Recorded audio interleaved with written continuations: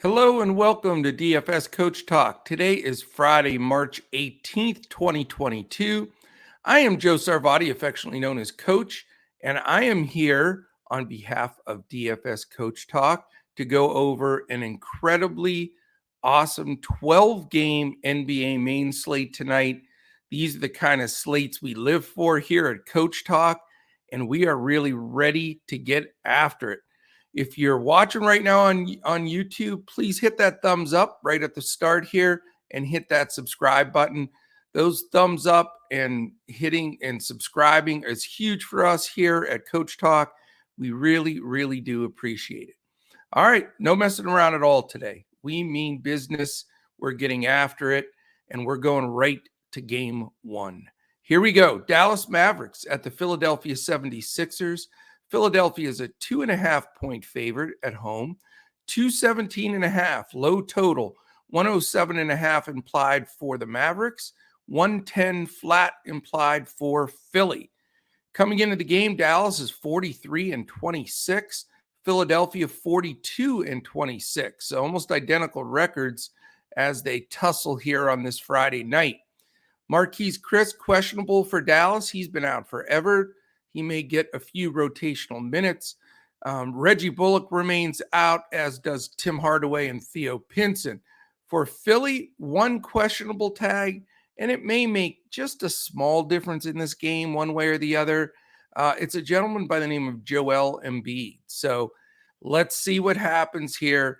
They definitely, can use him in this game, in a competitive game.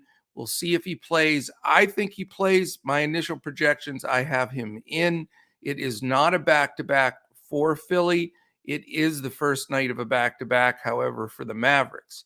So let's look at a couple of things here. Dallas, the slowest team in the NBA. Philadelphia, the second slowest team. So this is not going to be one of those up and down games where they're moving the ball and running the floor. This is going to be a half-court set, especially if Embiid plays. Harden takes a million dribbles when he has it, sets it up. A lot of two-man game with Embiid. And then we know on Dallas's end, same thing for Luka. He's going to clear aside, pick and roll, switch until he gets against a defender that he can either take it to the hoop or hit that patented step-back three. So it's a fun game. I'm fired up to watch it. Is it the best game for DFS? Not generally when you have two teams that slow and two teams that can defend. Dallas is 6th and Philadelphia 11th in defensive efficiency. So as tempting as this game is, there are some big pieces here. The question is, do you jump in? Because there are so many great games tonight, a lot of fast-paced, poor defense games, so it makes it hard. The two guys, though, if you do want to push the chips in the middle here, Luka Doncic is 11-2, and on the other side, Embiid is 10-8 if he plays. After that, there is some decent value. Brunson and Dinwiddie at 5-8 and 6-3 respectively have both played decent, but neither one of them has had super ceiling games, especially Brunson like he used to, with both of them in the starting lineup. So after that, very marginal for Dallas. The Philly side, James Harden always needs to be discussed in this as well. I mean, obviously, if Embiid does happen to sit, James Harden, free square, plug and play, 9.6. I don't care who it's against. If he's the only star out there, he's going to get to his number, and he's priced fair. So if Embiid plays, I won't go that route. But if he does happen to sit, I think Harden's in just automatic play. Tyrese Maxey's always a possibility at 6'8", and you have Harris all the way down to 6'5", but he's been up and down. But again, if Embiid sits, then Harris becomes a fantastic play. All right, that's the only 7 o'clock game, so we'll definitely know what's going on with Joel. 7:30, we have 1, 2, 3, 4, 5 7:30 games. That's really bizarre. And Yahoo didn't play their shenanigans here with trying to start a half an hour early, which is interesting. So Draftkings, FanDuel, and Yahoo all start full 12 games at 7 p.m. Eastern. Trailblazers and the Brooklyn Nets. Brooklyn favored by a big 14.5, decent 228 total, 106.75 for Portland, 121.25 for Brooklyn. As far as injuries, game set here, we've got Portland 26-42, Brooklyn 36-34, and obviously playing much better lately. It's in Brooklyn, so we have no Kyrie again. Also, Seth Curry is questionable. LaMarcus Aldridge and Simmons also out. For Portland, you've got a handful of guys out: Bledsoe, Lillard, Luzada, Nurkic, and Simons. So where do we look here? Is this blowout? The way Brooklyn's playing, they've been tough, but there's no Kyrie, which certainly makes a big impact here as well. Portland is 17th in pace, Brooklyn 11th, so even there. Portland 28th defensively, Brooklyn 18th. So 228 may not be even high enough for this game, but again, with no Kyrie, that definitely brings those numbers down a little bit. Portland, their team looks like it's going to get blown out when you look at their roster every night, but they have stayed in some games. Certainly some risk here of the blowout potential, but Kevin Durant becomes, Kevin Durant here. I know he disappointed last time out, but, 10-5 fair price against a terrible defensive team. No Kyrie on the floor. KD's one of my favorite buy-ups. I'm just, right out of the gate here. I think he makes perfect sense. Again, the fear blowout, but as bad as Portland is, they have been scrappy. So, right now, island game for both teams. Brandon Williams for Portland at 6'2" is, in play. Josh Hart has had some monster games this past week, is 7'9". Got Justice Winslow that was eased back into the starting lineup last game at 5'6". And then your usual suspects of value of Watford, but he's 6'7" now. Who'd ever think Trendon Watford would be 6'7"? And Drew Eubanks is up to 5'4". So not jumping out of my seat there. Dragic has been getting big minutes for the Nets at 5K. Seth Curry should be back at 5'2". Those guys are both playable. Drummond threw a nice game on the board last time out at 5'4", but they're very cautious of his minutes. And then, you always have that potential for Bruce Brown. I mean, he either throws up a 17 or a 47. I mean, he can throw some good games up there when he adds some stocks. He's only 5'6". But really the focal point in this game for me is Kevin Durant at 10-5, and just hope it stays close enough, long enough. All right, game 3, 7:30 as well. Memphis Grizzlies at the Atlanta Hawks. Memphis -5, 237. Nice total. We got the famous over 115 for both implieds, which is a giant plus for me. 121 for Memphis, implied for Atlanta 116. So no joking around in this game. Memphis is 48-22, Atlanta 34-35. Ja Morant probable, he's going to play. So Memphis is going to be at full strength, which is we have not seen very often. 2 massive questionable tags for Atlanta. Well, 1 massive, 1 sort of important. Some dude by the name of Trae Young is questionable. That might have a little bit to do with the builds here, for sure. And then Danilo Gallinari also questionable. We already know John Collins is out. So this is one of those news dependent. If Trae doesn't play, it shifts everything on the planet in this game. If he does, then, we will look at it from that perspective for now, and we can always back down from it. In this game, Memphis is now the number 1 fastest team in the league. They took over for Houston, which is really amazing that they are playing at that kind of breakneck speed that they passed them up. And then Atlanta, 21st. Memphis, 7th in the league in defense. Atlanta, 26th. So Atlanta's defense really struggling. Ja, great play. fantastic pay-up option at 10-2, fair price for him. If he's going to get full minutes, that's the key. We're going to be watching a lot of Coach Speak and beat writer info to determine that. And then we have Desmond Bain, 6'8", certainly can throw some solid games. But with Dylan Brooks back, the ball's getting passed around a little bit more. Usage is splitting a bit. He's 5'8". And then Jackson at 6'6" and Adams at 6K. So they, other than Ja, they're all priced about the same and all very fair and all have the chance to step up against this terrible Atlanta defense. If Trey's in, he's at full board. He's a solid play. If he sits, though, everything changes. You've got Bogdanovich at 6'1", becomes one of my favorite plays. Herter at 5'3", Hunter at 5, both go up a few notches.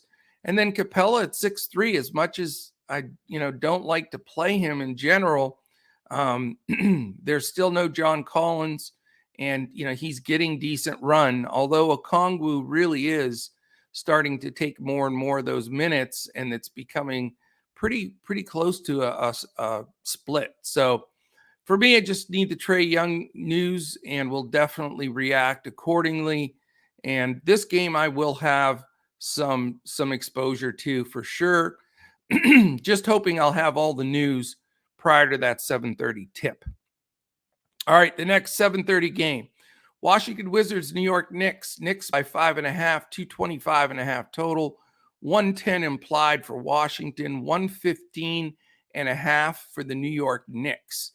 So we've got Washington coming in 29-39, the Knicks 29-40. No injuries for Washington at all.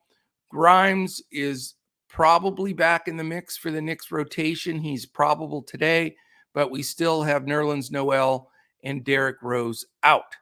Washington, first night of a back-to-back tonight. Island game for the Knicks. So let's take a look at a few things here. Pace, not good for two teams that aren't good. They still don't get up and down the floor. They're 23rd and 27th, respectively. Washington's defense has gone completely in the tank. They're all the way down to 25. That's the only bit that the Knicks have held on to. Defensively, they are 10th. So as far as the Wizards, it really comes down to, if you want to spend a few bucks on this game, which isn't the best game, Kuzma at 7.6 is now getting to where price-wise he's much more playable. His price was way up there for a while. Kristaps, if he's going to get the minutes at 7.2, also can have a huge ceiling game, but I don't know if this matchup is really conducive to that. If you want to go on the cheap, you can go Neto at 3.8, Caldwell Pope at 5. Super cheap, Kispert 3.4, Hashimura 3.3, Avdia 3.3, but all very dangerous picks and none that I would really recommend other than for a GPP shot. So really it's Kuzma, Porzingis that I'm looking at on the Washington side. For the Knicks, you've got a couple of things here. You've got Julius Randle, who has played much better ball of late than he did there for that horrible stretch he had before the All-Star break. He's 9.2, which is a bit costly in this type of a game, but certainly can shine. Huge ceiling potential here and is in my consideration for my player pool. After that, I guess you got to go right to RJ Barrett. The dude is playing ball. He has figured it out after a couple of years here and has really stepped up. He's only 7'9", and which is more, he's been more expensive recently, but he has really showed that he can back that up. So Barrett certainly is the only other guy from the Knicks that I have any interest in at all, but I am interested. So possibility of a Kuzma in either a Randall or Barrett on the other side. You can get some quality with those guys at really mid-level type pricing, and for Randall, just a little bit more than that. So in consideration for me, not going to load up on the other backups, but do like some of those main players in this game. All right, next one, Denver Nuggets, Cleveland Cavaliers. I told you, no screwing around today. We're getting right after it. Denver's favored by 3 222.5 total, 112.75 for Denver, 109.75 for Cleveland. Interesting game here. I like this game. Coming into the game, we've got the Denver Nuggets at 42-28, Cleveland at 39-30. Zeke Naji questionable, Canchar, Murray, and Porter out. For Cleveland, no Allen, we know that. Rondo and Wade are both out for this one as well. So we've got first night of a back-to-back for Cleveland, island game for Denver. So that could affect a bit of the rotation there for sure. Bickerstaff's a little cautious with his main players, but they need this win. They're a home dog here. So that's very interesting. I know they'll come out with a chip on their shoulder because of that. Pace is lousy here, though, 22nd and 28th. So that's not conducive to a lot of possessions. Defense, not bad either. Denver, middle of the road, 15th. And we know Cleveland's had a super shutdown defense all year at 5. So is it a joker night? He's 11-5. I don't know. Cleveland, they're not the same interior defense since Jared Allen went down, but Mobley can still defend. And, they have some bodies inside. They do play good team defense. The Joker's always a good play. I mean, I haven't seen him be a bad play, this year. But, it is only a 222.5 total. He is on the road against a pretty good Cleveland defense. Maybe not the spot that I'll go up to Joker, but it might just be a good spot if everybody else is thinking the same and his ownership comes in lower than normal. So that's going to be a situation where I'm going to be watching ownership and, what the talk is in the industry, whether or not, he's a decent play based on that. So we'll see what kind of leverage we can get. Other than that, with Denver, though, you just have a lot of mid-price guys that are stretches. I'm not even going to mention them all with the Morris Bartons and Highland has done really well for me lately. I've been playing him at 4.6. He's getting more and more play. He's tempting at that price. Morris is only 4.9 as well, but and Barton at 5.5. But it's just not the perfect matchup. I don't like really the flow of this game, but if it stays close to the end and you're having a need of a value guy that it's going to get 30 minutes, you certainly can plug in some of these Denver guys. For Cleveland, Darius Garland, always a terrific play as well. He's 8.5. I like him in this matchup. I'd like it to be a little quicker, though. Their implied being below 110 isn't real comforting to spend up to 8.5 for a guy like Garland, but you can consider it. Mobley at 7.5, we're going to see what he's made of here. He's got to go against the Joker. Can he stand up to him, not get in foul trouble, and have the focus to be able to play on the offensive end as well? That's a test. I'm a little concerned about it, but with Karis LeVert being back too, that takes just a notch out of Garland and Mobley for me because he does grab quite a bit of usage. I don't know why he doesn't start. It makes no sense to me, but they're bringing him off the bench. LeVert's 6'4", but off the bench, it's a little bit unsettling, but he should get big minutes, and he's not a bad play at super low ownership. And really, that's about it for that game. I don't want to get carried away with it because it isn't going to be a quick pace game, but there is a lot of talent for sure. All right, we go to finally the last 7:30 game. It's amazing how many of them there are tonight. It's the LA Lakers at the Toronto Raptors. Toronto favored by 9, 225.5 total, 108.25 for the Lakers, 117.25 for the Toronto Raptors. Lakers come in 29-40, Toronto 39-30. We've got LeBron questionable, whatever, he's playing. THT questionable as well. We know Davis and Nunn are out. For Toronto, 2 guys out, Anunoby and Flynn. And so far, no designation on Van Vliet. He's been as bad as LeBron almost lately, getting that designation every day of questionable. But right now, here on Friday morning, Van Vliet is in.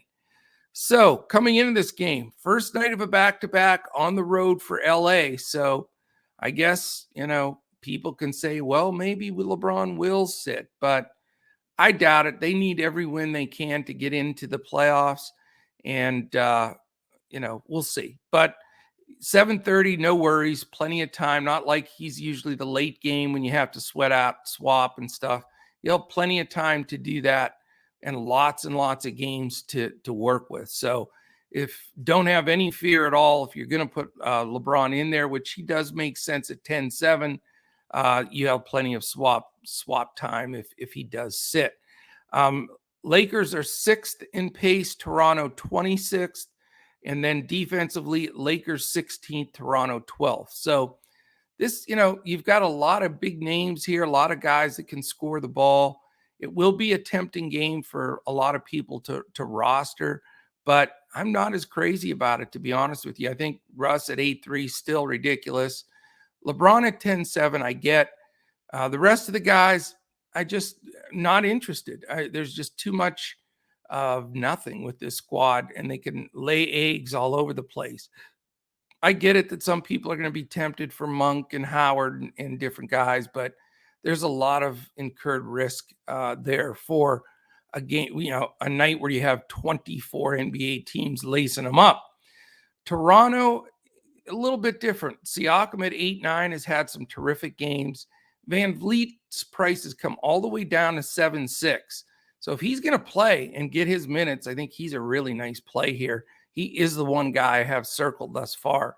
Gary Trent's had some fantastic games lately. He's 6-2 and certainly is a consideration.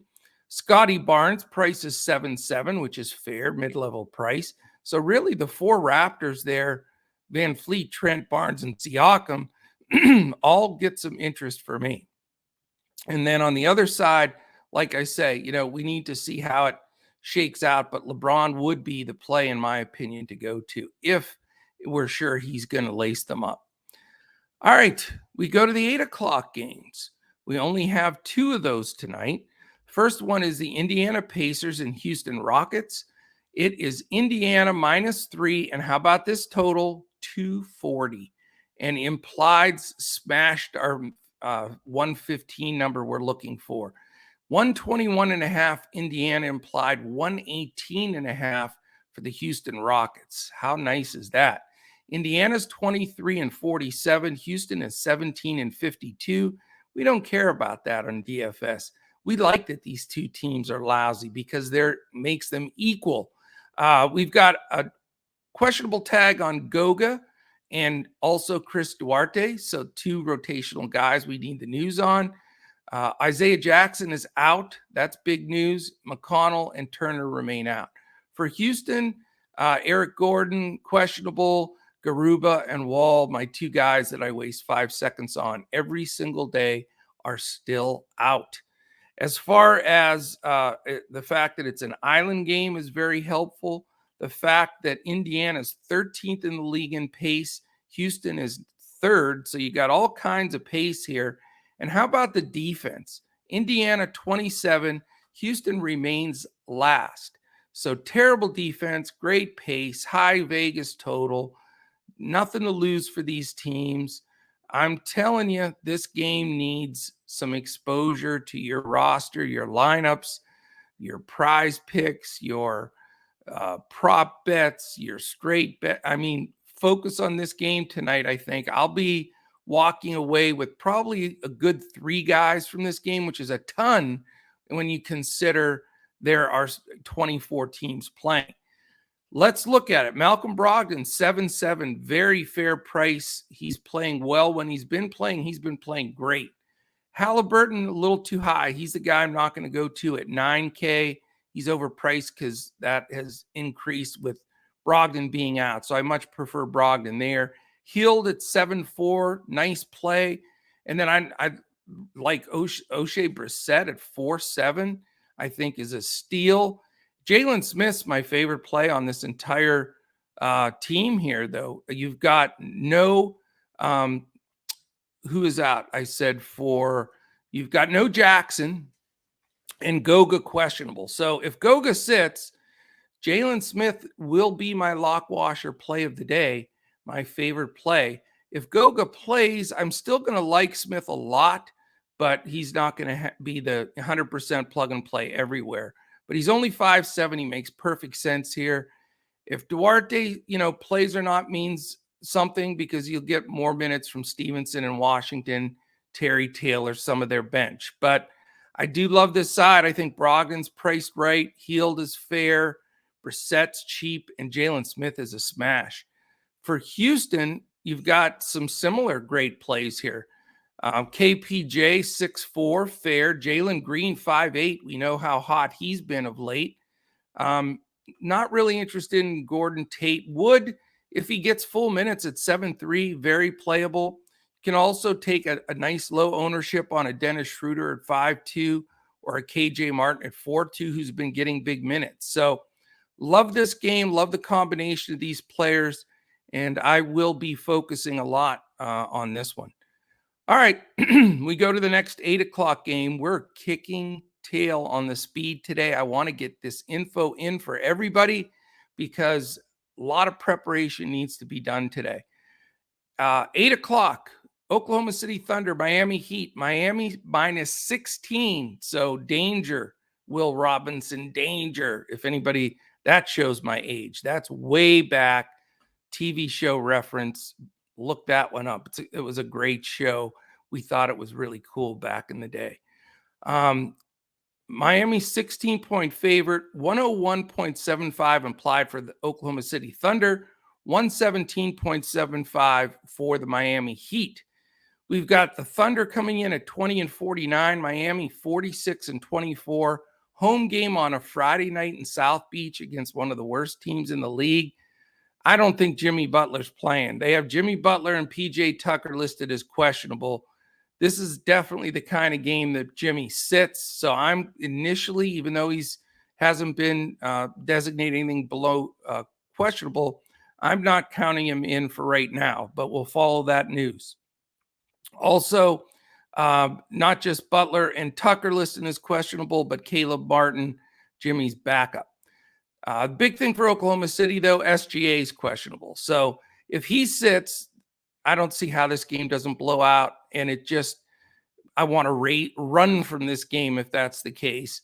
But other than that, out for this game is Favors, Giddey, JRE, and Kenrich Williams. So you've got a lot of concerns here, a lot of possible issues that, can't be ignored. Oklahoma City's 15th in pace, Miami 24th, so that's not a help.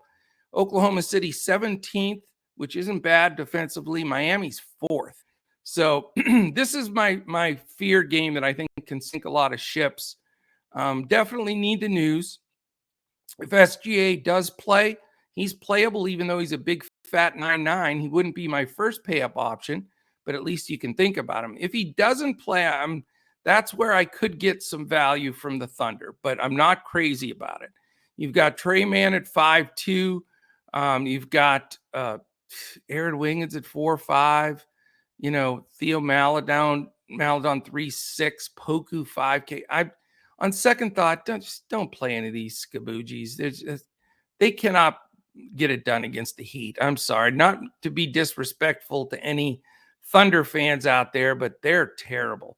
And if SGA doesn't play, mail it in. And if he doesn't play as well, I'm just not going to force my hand here with Miami either. Even if Butler sits, do you really want Kyle Lowry at 6'3", or Bam at 8'3", or Hero at 7'4", knowing that they could play limited minutes in a blowout? I think I'm going to go to Texas here and the old-fashioned El Paso for this game. It just doesn't make sense. I don't want to force anybody in a game that I don't think is going to be competitive. All right. We've got an 8:30 game, a 9, and 2 10 o'clock games. Real quickly, join us here at Coach Talk. If you listen to this podcast every day, we put our heart and soul into this. We absolutely love DFS. We love our members. We love our community. We're available 24/7. We're giving lineups out for everything. We give out that clipboard for DraftKings. We are totally involved with everything. I don't think you'll find anybody on any of our members that we haven't had either one-on-ones with, as far as going over bankroll management, going over contest selection, which is the most common mistake that DFS players make. We're trying to create a culture here in the DFS space, and we'd love for you to join us. It's dfscoachtalk.com. You can see our membership options there. If you just want to try us out for the weekend, this is the time to do it. It's 3 days, $10. That's it. You get to see all of our golf, which right now we are sitting at the very top of the golf leaderboards after round 1. So it could be monster takedowns this weekend. We've got all the NBA basketball. We cover every single game. And then we also, have baseball here that started, some preseason games that my man Crash and Mike S will be sharing some lineups and some plays. And then we've got it all going here. Baseball, football, golf, and basketball. We've got it all, man. Just come and join us. Try us out. You're going to love it. We'd love to have you. If you're watching this on YouTube, quick thumbs up, hit the subscribe button. And while you're at it, hit that little alarm in the upper corner. That'll let you know when any of our podcasts post. We have a podcast coming up in just a little bit today for our prize picks of the day. I am 10-2 in my last 12 after going 2-2 yesterday after an 8-0 stretch. So rake it in on prize picks. I did a nice withdrawal yesterday, and that was fun. So come and join us. We would love to have you. Next game, 8:30, Pelicans Spurs. Spurs favored by 3, 237 total, 117 implied for the Pels, 120 for San Antonio. So some good numbers in this game for DFS purposes for two teams that used to be somewhat duds, but they have both picked it up. The Pels come in at 28-41, Spurs 27-43. Devontae Graham questionable, and Jose Alvarado questionable. So they could be very short in the backcourt there for the Pels, which could spell more minutes for CJ McCollum, by the way. Ingram is already ruled out. On top of that, Larry Nance and my buddy Cheeseburgers Williamson, no play so far. Spurs, Keita Bates-Diop, Romeo Langford, Doug McDermott out. So let's look at a couple of things here. We've got the Pels on the first night of a back-to-back on the road. So a little bit tougher chore there, especially being shorthanded.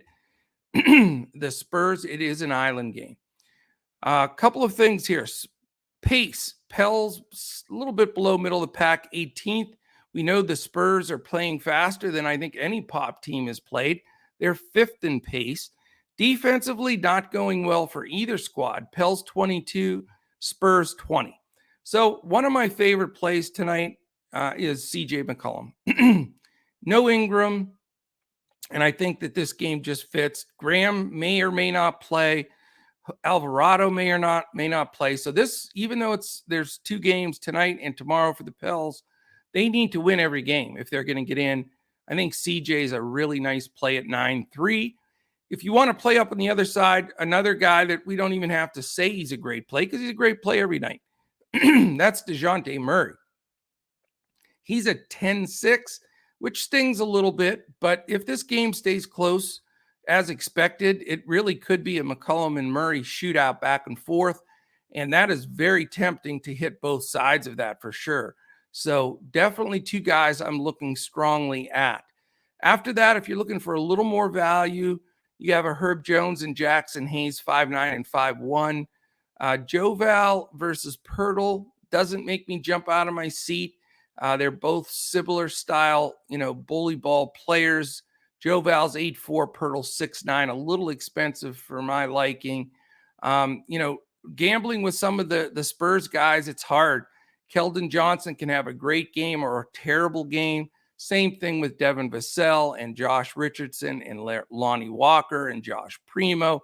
The list goes on. So it is a big risk for sometimes a reward. But for me, it's pretty simple. If I'm going to roster a Spur, I'm going to pay up and I'm going to go grab DeJounte. And really for the Pels, it's the same scenario. Pay up to get McCollum, maybe a Jackson Hayes at only 5-1 because he is capable of strong games at that cheaper price tag. So it's probably going to be pay up or move on for me here, but I'll probably be paying up. All right, the only 9 o'clock game on the board: Clippers, Jazz, Utah -5.5, 215 total, 104.75 for the Clippers, 110.25 for the Utah Jazz. Clippers come in 500, 36-36. Utah a solid 43-26. We already know who's out for the Clippers. Usual suspects: George, Leonard, Powell, Preston. Everybody else is in. For Utah, the only questionable tag is Trent Forrest. Their usual suspects are out: Azubuike, House, and Mitchell. And as we know, Bogdanovich now has been out for a couple of games to be added to that list. Island game for both teams. It is Clippers 19th in pace, Utah 20th. That's not a lot of fun.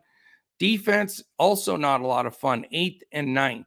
So you got two top 10 Ds. All the other factors just come into play that make this game really pretty crappy. Let's put it to you just right out there.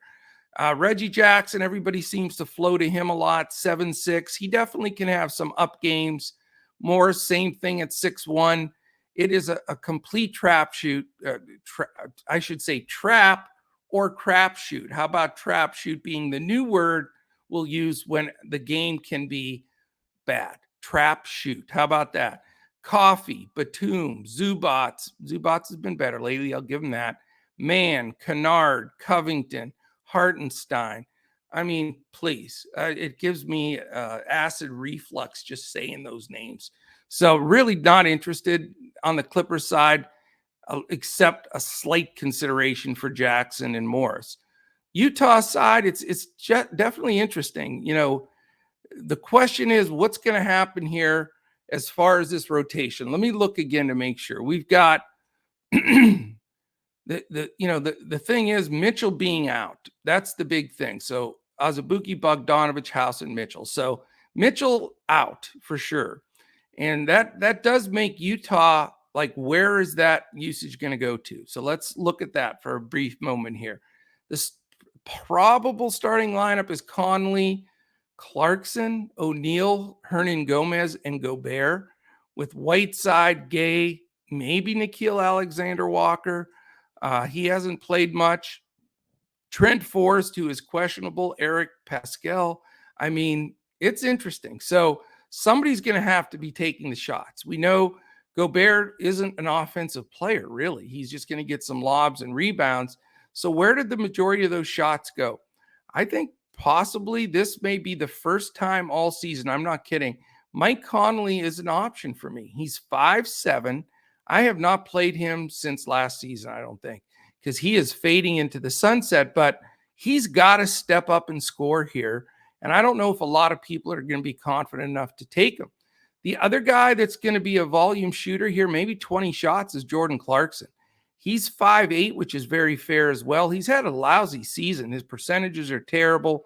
But I really think the backcourt of Conley and Clarkson, I'm probably grudgingly going to go to one of the two of them. Not that I'm all that confident in how they can produce, but the usage has to go somewhere. And I'm not counting on a defensive Royce O'Neal, a Juancho Hernan Gomez. No, Rudy Gay, we saw what he did with everybody. His impression of a Tony Snell game most of the day the other day. Just it's bad. This is not a fun game to roster, but I think forcing in one of those Utah guards in Conley or Clarkson is going to be very sharp and very sneaky. So let's keep that in mind. All right, the two late night sweat games, both at 10 o'clock. First one, Boston at Sacramento. Boston's the road favorite at 9.5. 224.5 total, 117 for Boston, 107.75 low for Sacramento. Boston's 42-28, Sacramento 25-46. We have for Boston, Naismith is out. For Sacramento, De'Aaron Fox questionable. Massive news. Set up your swaps accordingly if you use Fox, unless we get that news ahead of time, because that's a dangerous one. We know Davis and Lamb are out. Statistically, Boston 25th in pace, Sacramento 8th. So it is a good pace up spot for the Celtics here if the game stays close enough, long enough. Boston now has overtaken Golden State. Can you believe this? Boston is the number one defense in the NBA, slightly ahead of Golden State for the first time, I think, all season. And Sacramento, somewhat the opposite. They are the second worst team, only Houston worst in the entire league. So 9.5 is not a bad spread considering, especially if Fox doesn't play. I don't know how this game stays close if he sits, but let's see. Marcus Smart, 6'1", Jaylen Brown, 7'5", Jason Tatum, 9'5", Robert Williams, 6'8". Those four guys in play for me for Boston.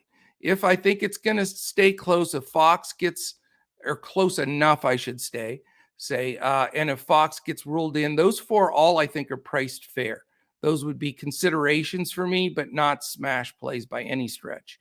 De'Aaron Fox, if he's in, 8-9, not a bad price, but that vaunted Boston defense is tough.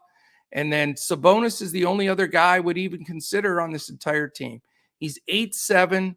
I think that this is, he's playing some really good ball. He's getting the minutes. If they keep this game close at all, I think he's going to be the big reason. But do I have the courage, to spend that money on in a game against the number one defense in the league? Other than that, maybe DiVincenzo off the bench at 4-9, unless the deck gets shuffled with Fox out and he gets a start. Just something to keep an eye on, but not a game that I'm going to have much attention to at all. All right, let's finish it up. Chicago Bulls, Phoenix Suns. Phoenix by 5.5. That's it. 229.5 total. 112 implied for Chicago. 117.5 for the Phoenix Suns. Chicago rolls into Phoenix 41-28. The Suns host at 56-14. Zach LaVine probable. I'm counting him in for now. No Ball, no Williams. Everybody else for Chicago is back. Jake Crowder's the questionable one for Phoenix. He was a scratch the last game. Our man Gabriel Lundberg is probable.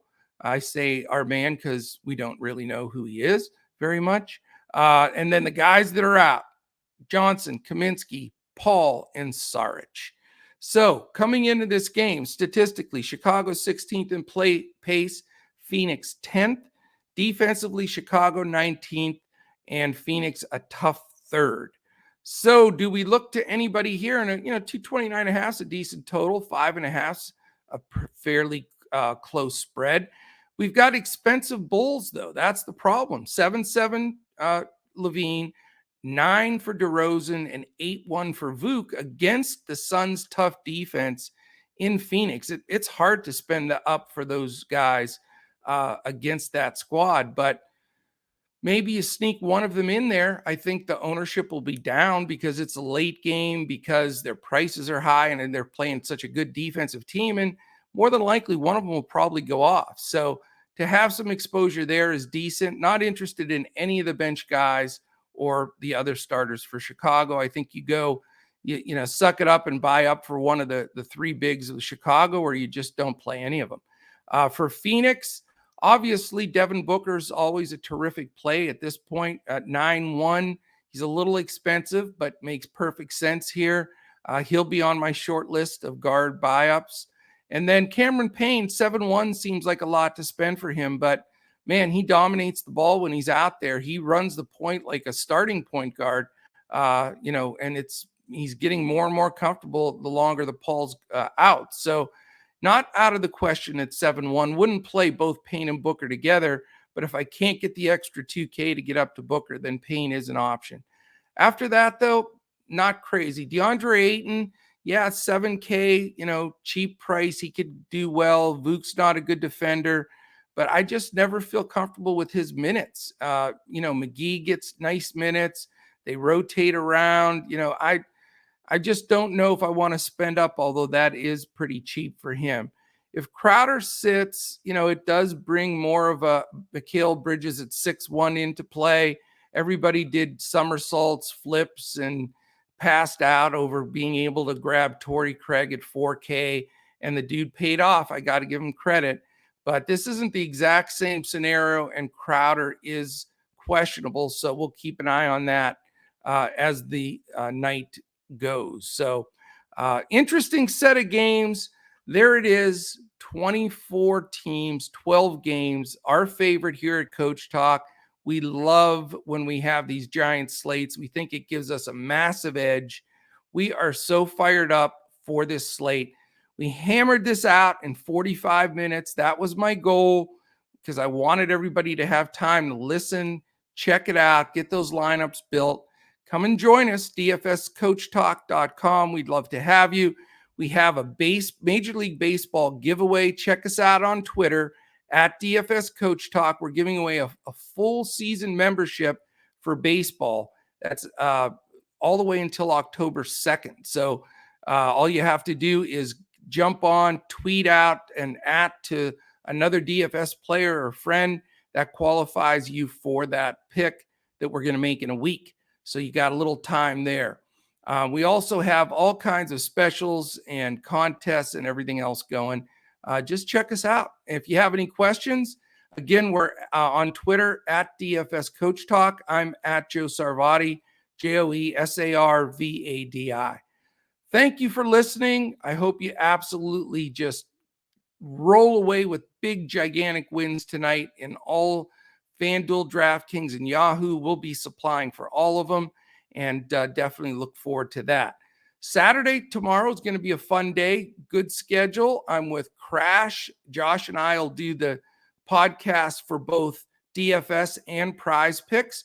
And tomorrow's also every Saturday we do online. We build a Two Brains Are Better Than One FanDuel GPP right on the podcast. So join us then. Look forward to seeing you and have a great, great Friday. And we'll be back tomorrow when we look to crush it in NBA DFS.